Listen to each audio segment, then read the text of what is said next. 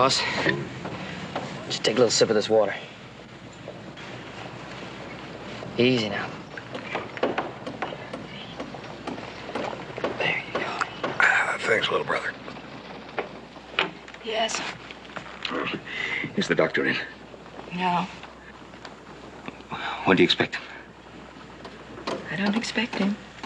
Ma'am, my son's in that wagon. He's been badly hurt, and he needs immediate attention. I'd appreciate it if you can tell me where, when, and how I can see the doctor. The doctor can't help you, son. He can't help anybody anymore. When the sun sets this evening, you can take my husband and hang him.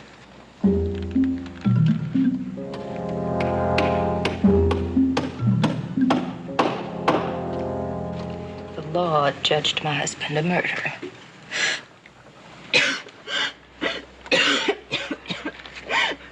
Ma'am, is there another doctor in town? No, none within 50 miles.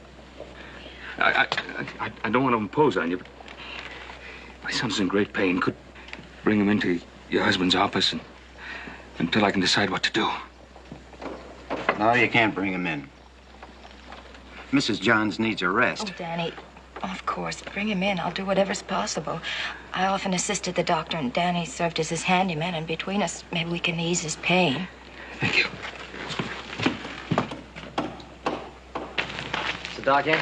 Across the street, I'm going to get him. Look, as soon as you get horse into the house, right on back to the herd, huh? Well, we'd like to stick around and find out what's wrong. Oh, look. Do like Paul says. Don't fret over me. I'm going to be all right. You two would do anything to get out a little work, wouldn't you?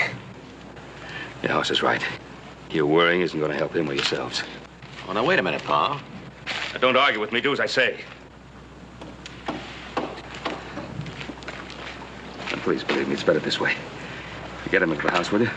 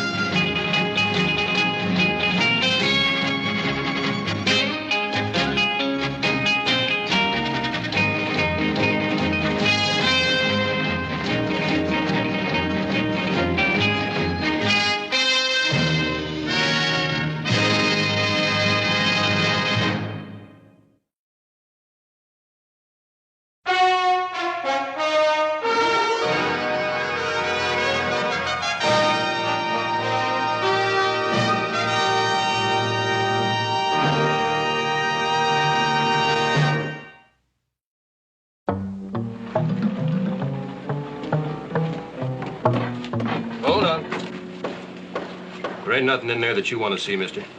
Dr. Johnson's in there, isn't he? That's right. Him and Sheriff Wells got the whole thing to themselves, and it's going to stay that way till this evening. I'm going to see the doctor. Now, hold on. They gave me $2 extra to sit here and see that no one gets inside. Now, I'm going to earn them dollars. So now you back off.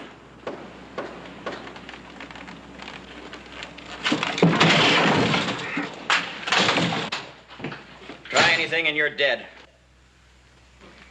Now, Sheriff, I come here for help. My son needs help. He jumped me, Sheriff. Let me have him. Hold it. Put your pistol on the desk. Come on.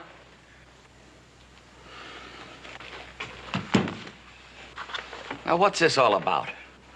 Sheriff, all I want is a couple of minutes with the doctor. My son's been injured. Back outside, Hawk.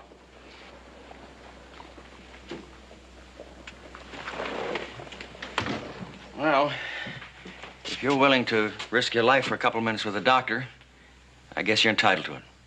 5 minutes, no more. Back off. Arm's length from the bars. I have a trail herd bedded down about 10 miles from here. Last night, my son got hurt. His horse stumbled and rolled on him, and I think he has some cracked ribs on one side. He's in awful pain. Why tell me this? You're a doctor. Not a doctor. A condemned murderer. They say I couldn't help your son, even if I wanted to. Well, the sheriff would let you out for a couple of minutes. Just take a look at him. Wouldn't you? The doc is a condemned murderer. There's nothing I can do to change that. Well, who can change that? The only man has that power, Judge Grant. The Honorable Judge Grant. Judge Franklin Grant. Yes, he has the power.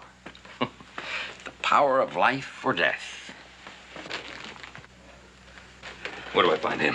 Last house, north end of town. Just a minute. I haven't agreed to treat your son.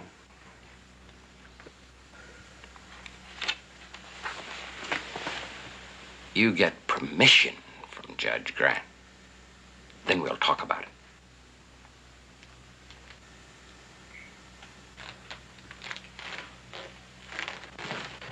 Hold on. Don't hope for too much.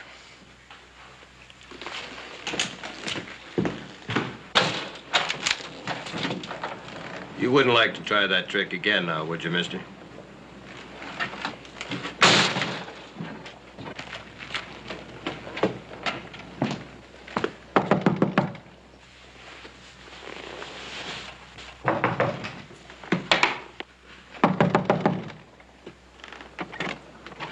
Yes? Judge Grant? That's right. What can I do for you? It's urgent that I talk with you, sir. Won't you come in? My door is always open to anyone in trouble. Thanks, sir. Mr. Cartwright, Ben Cartwright. Yes. Won't you sit down, Mr. Cartwright? You're not from around here, are you? No, sir, from Virginia City. I thought so. I know most of the people in my district. Judge Grant, I just left my son at Dr. Johns' office. He's been injured. I need your permission to let the doctor examine him, treat him. That is out of the question. Well, it could be a matter of life or death, sir. Last week, Johns killed a man. He was tried and convicted. As a criminal, he has no rights or privileges. All I want is for the doctor to look after him. I don't know and I don't care about the interpretation of the law. But I do know and I do care. It's my job to know and care. Judge, I'm not asking you to set the doctor free. I'm begging you to let him do what he can for my son. The answer is no. Well, Judge, there's no other doctor within 50 miles of this place. Did you read a horse fell on my son? His rib has been broken.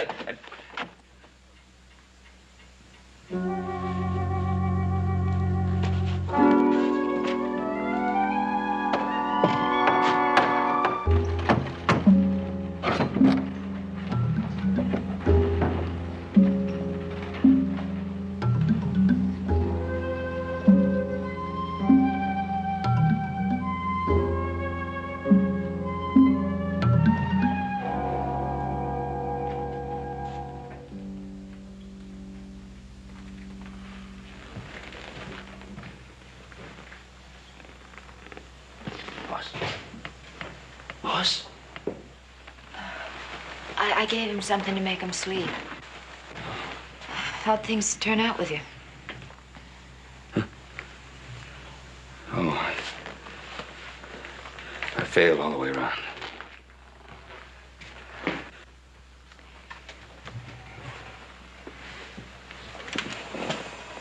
I think your son has a serious internal injury.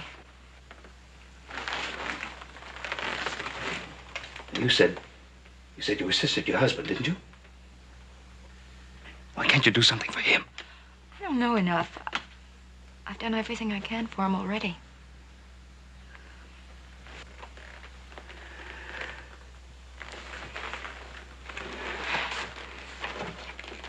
What kind of a man is that judge? Risk my son's life on a point of law. The judge hates my husband. Hates him. Let me explain. My husband once treated the judge's wife.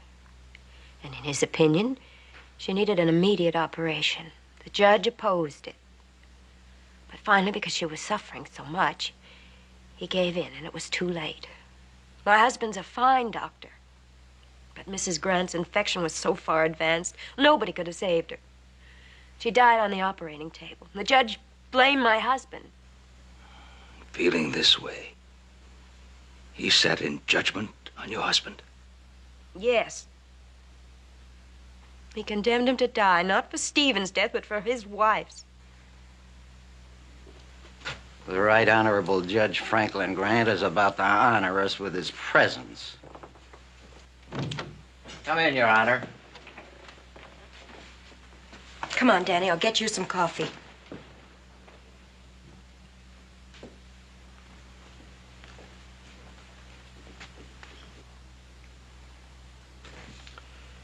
This is your only son?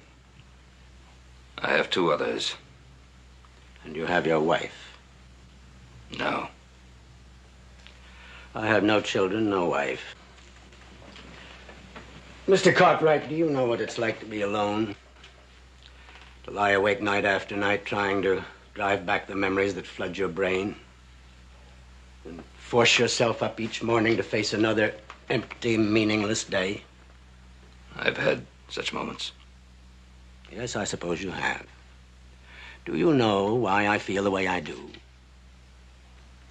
Yes, I know. I'm not a cruel man, Mr. Cartwright. I'm not a callous man. But my wife would be alive today if Johns hadn't... He's not a doctor, he's a butcher. That's why I don't want him to treat your son. But he is my son. And it's my decision as to whether Dr. Johns treats him or not. Yes, it is your decision. I only hope it's the right one. You come with me now, please.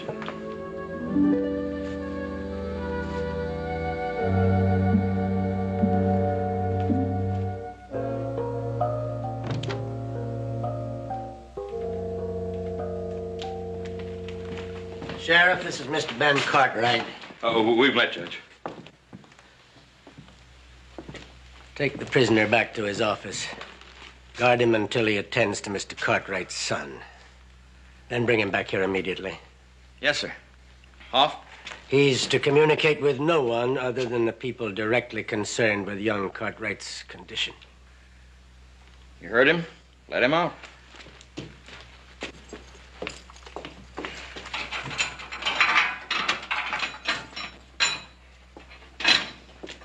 You heard the sheriff. Out. Deputy! All right, Hoff.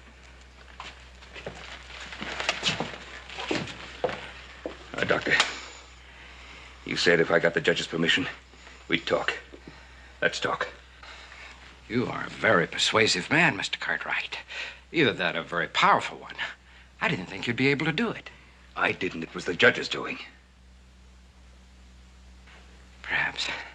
Are you the Ben Cartwright of the Ponderosa? Yes, I'm the Ben Cartwright. Well, now, you are a powerful man. And you mean to see that your son gets every chance, don't you? Yes, I do. Now, please, can we get started? Well, you know, it must be a comforting feeling to have wealth and power. I wouldn't know. I've never had either one. You see, all my wife will have to remember me by is a stack of unpaid bills from grateful but forgetful patients. Now, that isn't much, is it?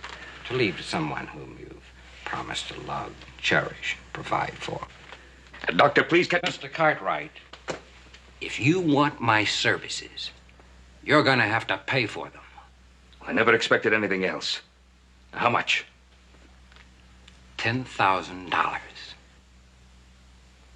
Regardless of the outcome. All right, now, please, can't we get started? The money is to be paid to my wife. And Judge, you're witness to this verbal contract. For with your dedication and respect for the law, I'm sure that you'll see that Mr. Cartwright carries out his part of the agreement. 35 years of my life have been given to that dedication and respect, and I've never abused the power entrusted to me. And what about you? What about the power entrusted to you? How many people have you butchered and maimed and killed and then hid your mistakes and incompetence behind the protection of your profession? Judge, please... You are a disgrace to that profession, Johns, and I'll tell you this. Of all the men I've ever sentenced to die, you're the only one I haven't the slightest regret or pity for.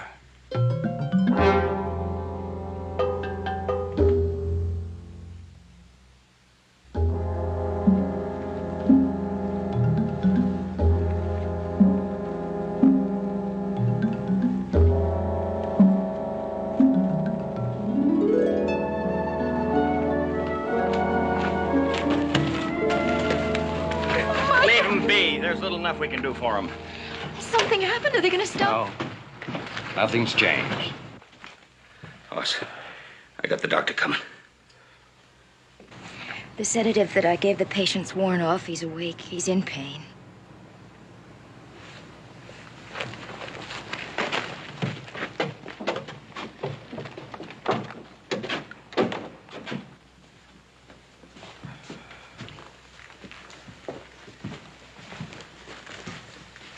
I'm Dr. Johns. Oh, back to the office. Well, they tell me you went and got yourself roughed up a little bit. Yeah. They tell you about the other feller? No, only that he outweighed you by 1,000 pounds. I tell you, you tell me when it hurts, huh?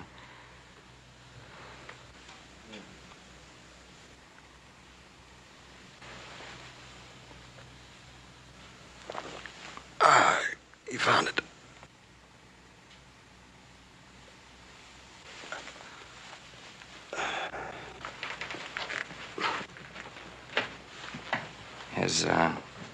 Has he coughed up any blood? Yeah, I started to this morning. Well, I think I know all I need to. What is it? Fractured ribs. The jagged end of one has probably punctured the lung. Meaning? Means your son will drown in his own blood unless the damage is repaired.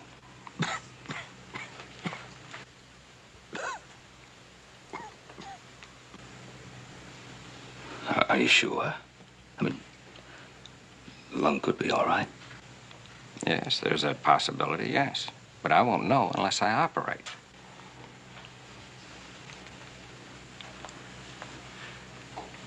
Do you have to operate? It's a risk. A grave one.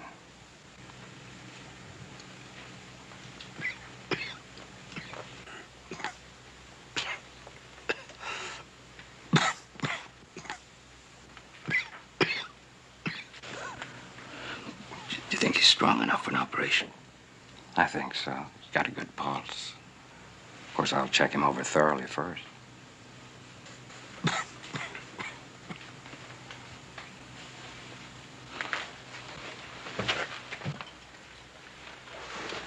Hoss, doctor says you need an operation. It'll be a tough one. How do you feel about it? If he says I need an operation, I reckon I need an operation, Paul. Got a notion he knows more about it than we do. Besides, I'm getting sort of tired laying here on my backside.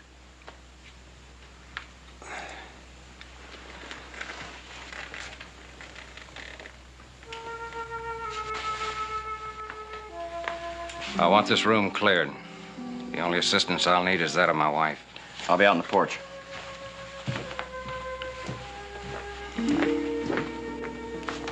You can wait in the study. Paul. Yeah. Don't you worry none, you hear? I'll be out and see you in a little while. Yeah, sure.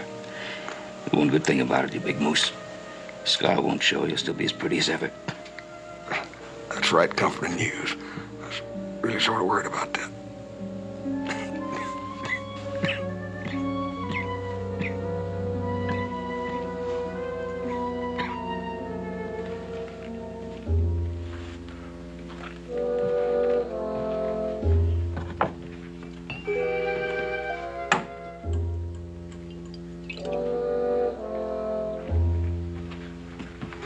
Mr. Cartwright?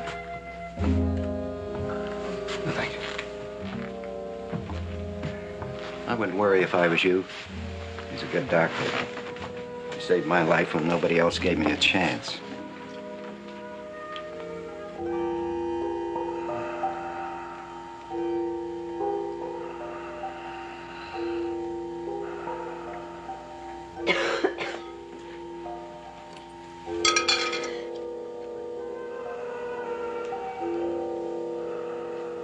Ready?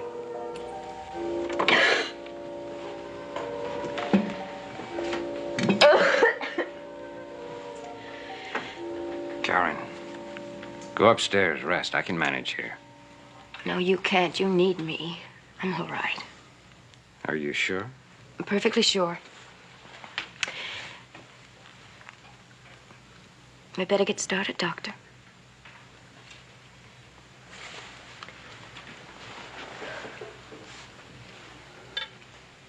Michael, I know it's not the time or place to say this, but I love you so much. I love you. There's never a time or a place where it's wrong to say, I love you.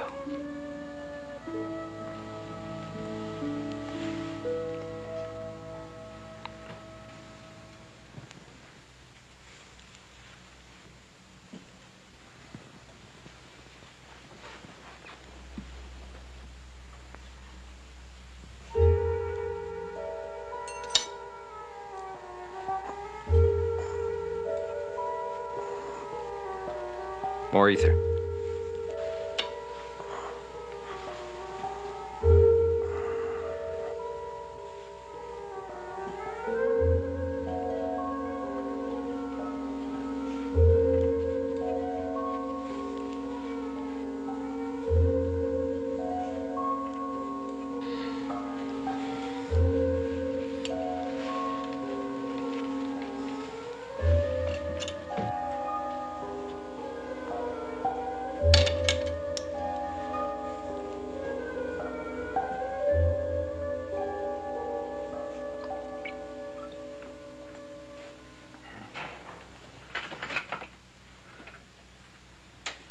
Back on it again, after 4 long years.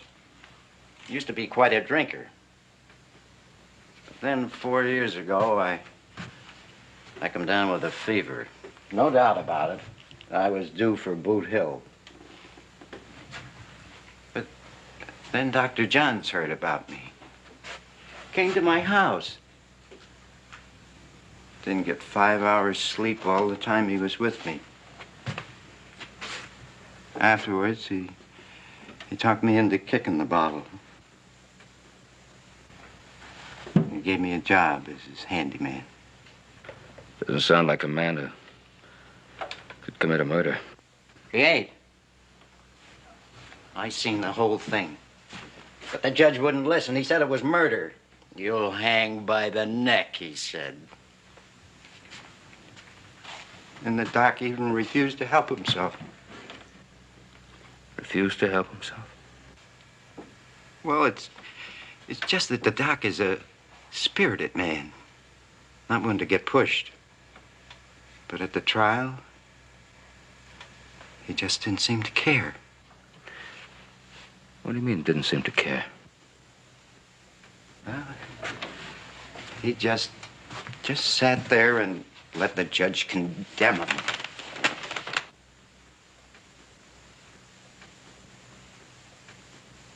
Danny. Danny, tell me what happened the night Stevens was killed. I can do that all right. I can't sleep for thinking about it. Whiskey's all that helps. I remember every minute of that night. I was on my way home the night of the killing. And like I said, I saw the whole thing. As I was passing the newspaper office, I could hear 2 men arguing inside. I couldn't tell what they were saying, but they sure was going at it hot and heavy. I stopped and listened for a minute.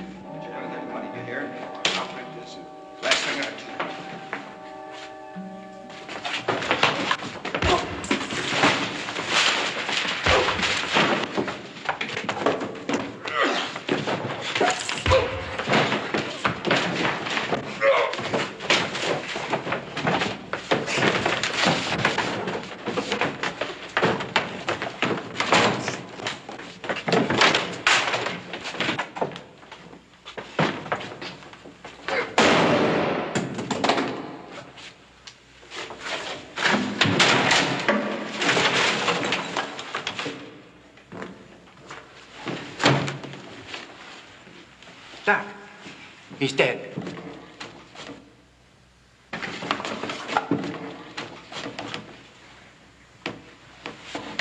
He's dead, ain't he? Doc, what happened? What were you fighting about? Nothing. Nothing. It must have been something. Oh, it was about a bill, Danny. It was about a bill he owed me. He wouldn't pay me. I seen the whole thing. There's nothing to worry about, Doc.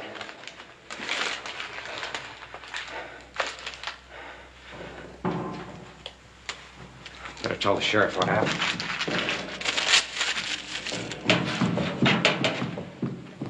What's going on here? I heard a shot. Sheriff, we got a dead man. It was an accident. An accident? Like what happened to my leg? You left it bent and twisted? I did everything I could for your leg. Yes, it's bent, but you're walking on it. You could have lost it. It's Stevens' own gun. It sure is. And I saw him pull it on Doc. It was self-defense, pure and simple. Is that true, Doc? Yes. Yes, we had a quarrel. And Stevens pulled his gun, and in the struggle for it, the gun went off. Well, with Danny here as a witness, you shouldn't have too much trouble. Why don't you go home now? I'll need you in the morning, though, to sign a report. All right, Sheriff. Come on, Danny, let's go. Hold it. I wouldn't let the doc go home just like that, Sheriff. Not without seeing Judge Grant first. Well, what's Judge Grant got to do with it? Yeah, and it seems to me I'm still sheriff here. I say who goes home and who gets locked up. And I'm a deputy sworn to uphold the law. I say this man might be guilty of murder. Murder? It's a clear case. I didn't say it was murder. I said it might be murder. Especially in view of what I know. What do you mean, what you know? I know he threatened to kill Stevens.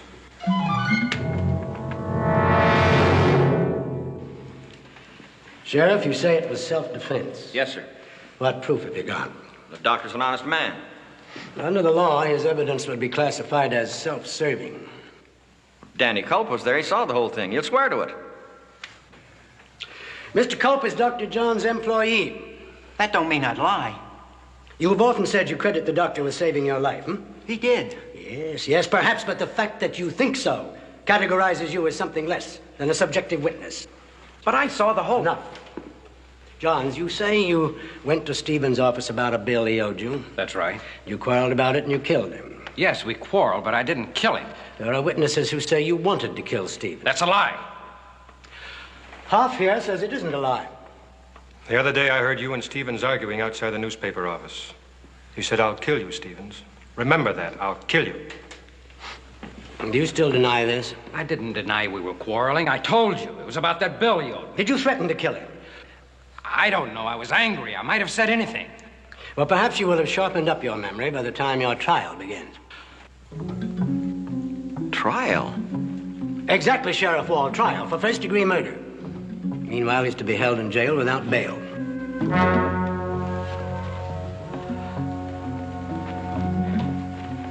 I feel very sorry for you. For any man whose grief is such a sick thing. Please believe me, Judge. Your wife was doomed to die.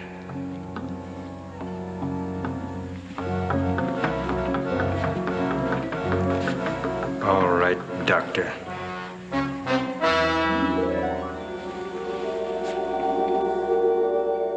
Please believe me. Your wife was doomed to die. And the judge was just the same at the trial. The cards were stacked. The doc didn't have a chance. The quarrel that started the fight. What was that about? Everyone claimed it was about an unpaid bill. Now, Danny. Does the doctor impress you as the kind of man who'd resort to violence to collect a bill? Oh, no. Matter of fact, half the people in town owed the doc. Yeah. Then he didn't seem to mind before. Must have been something else they quarreled about then. But the doc kept saying it was the bill. He said it to me right after Stevens died. So you said. What was that again about a piece of paper? Paper? Oh, he dumped a whole tray of type. He seemed in a sort of a daze, but he kept looking for something. Then he found that piece of paper. He tore it up and threw it in the stove. Well, anyway, it was a kind of a strange thing under the circumstances. Man killed, and Doc stops and tears up a piece of paper, throws it into the stove. How is he? Well, the lung was punctured. There was internal bleeding, and I repaired that damage and set the broken ribs. It's gonna be all right. Well, I'll be better able to tell you. I mean, my wife should be able to predict his chances for you later on. I've done all I can. The rest is up to your son's constitution. Doc. Thank you. I hope you're not being premature. Mr. Cartwright, I wouldn't try to see your boy for a while. He's had a pretty rough time. The sheriff's impatient. Danny?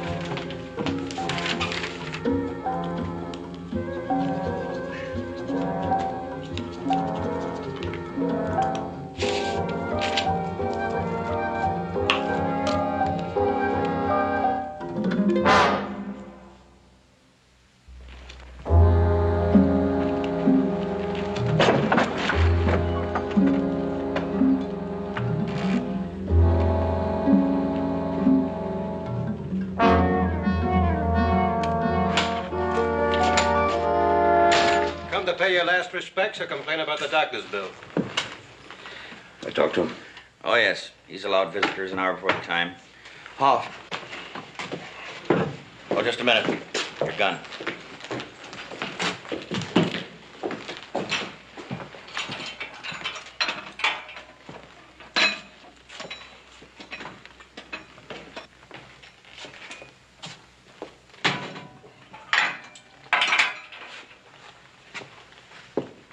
Doctor? Not in here, Mr. Cartwright. Don't call me doctor in here. How's your son? My son had a very good doctor. But I didn't come here to talk about my son. Sheriff, may we talk privately? Hoff, will you get back outside?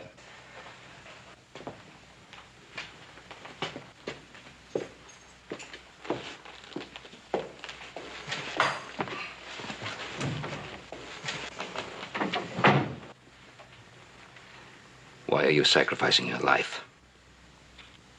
Not sacrificing, Mr. Cartwright. That's the wrong word. The law is taking my life for murder. Sacrificing is the right word. What does Cold Town, Pennsylvania mean to you? Well, it's the place where I grew up, as did my wife. And what else happened there? Nothing. We left there, came out here to open a practice. Then why did Stevens, after all these years, want to print a story about Cold Town and your wife? I don't know what you're talking about.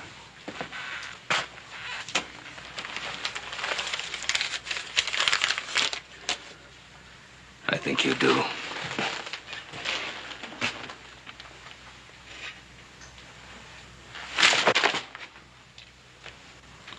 I talked to Cope. I tried to save your son's life, Mr. Cartwright. I hope I succeeded. If you have any gratefulness, then forget about this. I can't. That same gratefulness won't let me. But it's none of your business.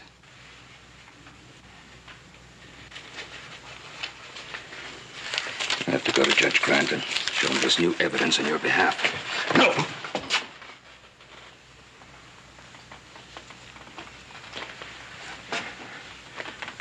Sit down.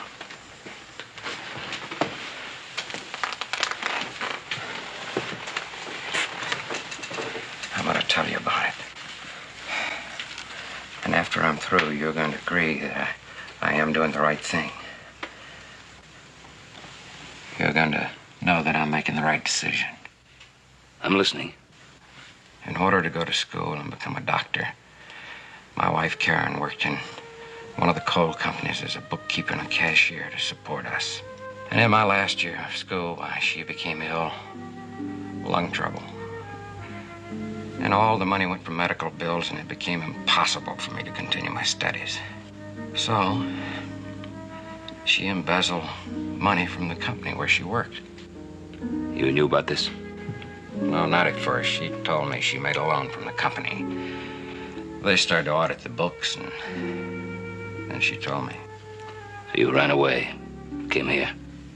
Then we started to save the money to repay the loan, and Stevens came out to start a paper. He knew about your wife? See, he was a reporter out of Philadelphia when the theft was discovered, and he covered the story.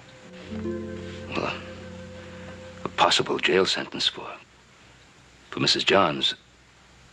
Surely that isn't worth your life. Have you ever been to Coal Town, Pennsylvania?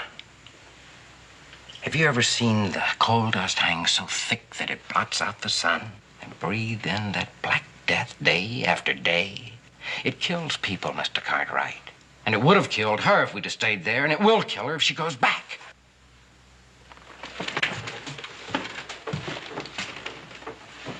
What about Karen? Don't you think she has a right to know what's happening and why? No. She'd do what you want. Go to Grant. Tell him. She's a beautiful woman, Mr. Cartwright. And out here, she'd have years of life ahead of her. But if you go to Grant, hand him that paper, you're sending Karen to her death.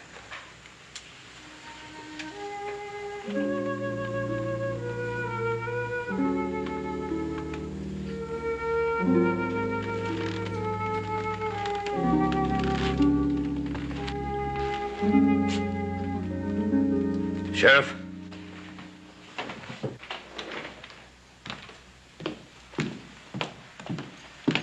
You're all finished?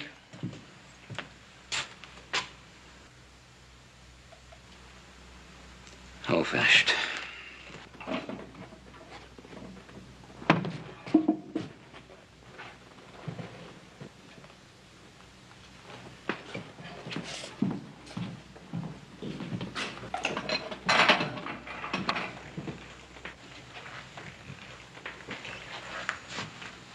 How is he? We're still waiting. Did you see Michael? Yes, I thanked him for what he did.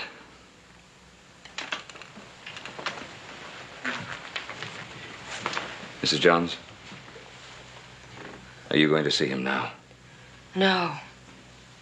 It would make it more difficult for him. I'm going upstairs. If you need me for anything, please call. I will. Thank you for everything.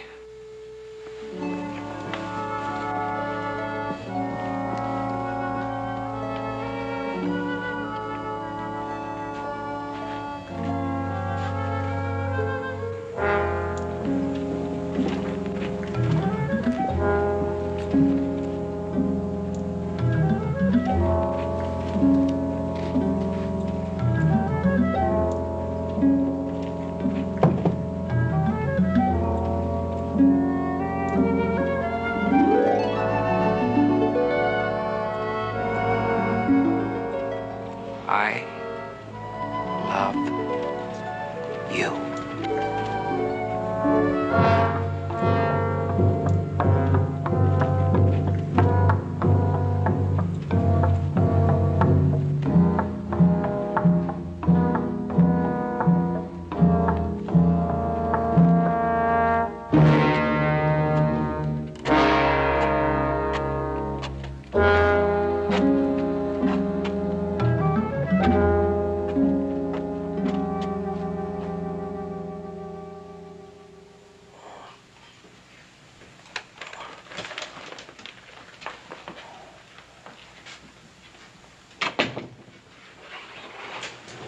I just dropped by to see how your boy was getting on.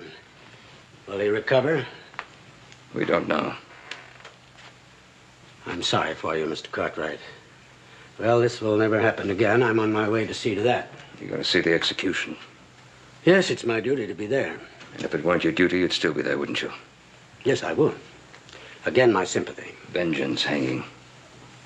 What did you say? I said you're going to a vengeance hanging. Your vengeance. Because of the strain you're under, I'll excuse that remark. No, don't.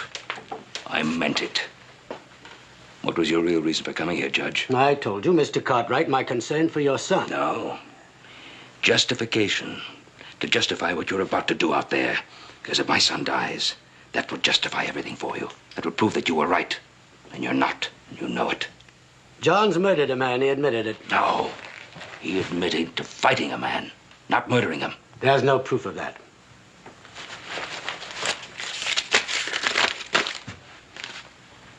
What is this? A newspaper article. A story that Stevens was using to blackmail Dr. Johns. Blackmail? Yes, blackmail. When Johns tried to destroy it, Stevens pulled a gun. I don't believe it. Read that article. What you won't find in that story is that Karen Jones is ill. If she was sent back east, it might mean a death. How do you know all this? I learned it from Dr. Johns. He begged me not to say a word of this to you, for fear that you'd take out your vengeance on her, too. Then why do you tell me? Earlier today, you said that you never abused the power entrusted to you. Well, I think you're doing it now. You're sending a man to death because of what you think he did to you, to your wife. Not because you really believe him to be guilty. You're a liar. Then prove me to be a liar. 35 years of your life have been dedicated to seeing that men receive equal and fair justice under the law. Prove me to be a liar. Or better still, prove to me that you're a judge. Not just a man using his power to seek revenge. Paul.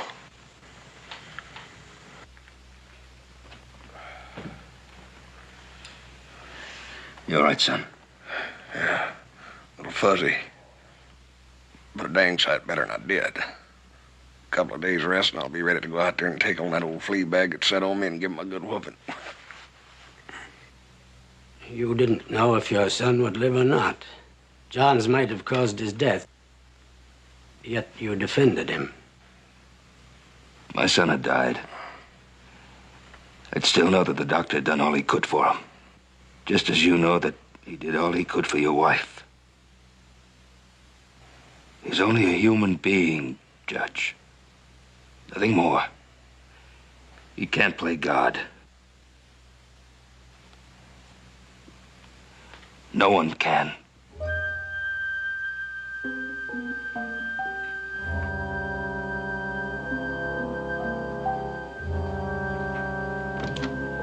Oh. What's all that about? I'll tell you later, son.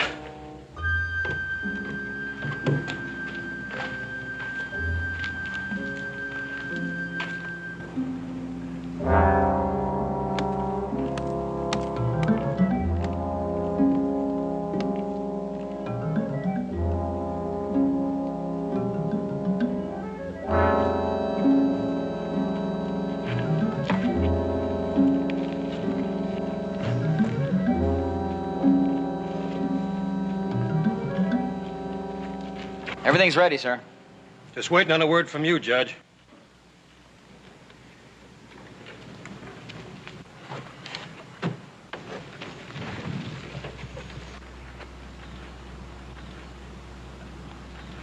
Bring him down from there. Oh, just a minute, Judge. This man's suffered enough already. I say if we're going to hang him, do it now. Don't drag it out. We're not going to hang him. He's innocent.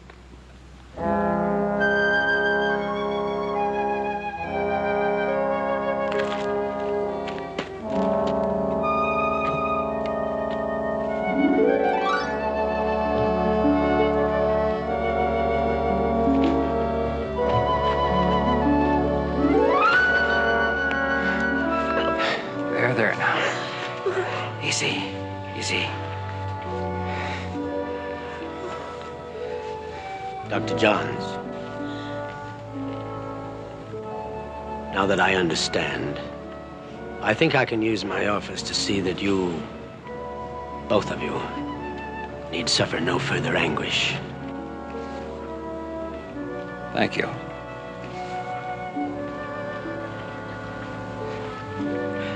Well, now, I think we ought to be getting back to our patient, don't you?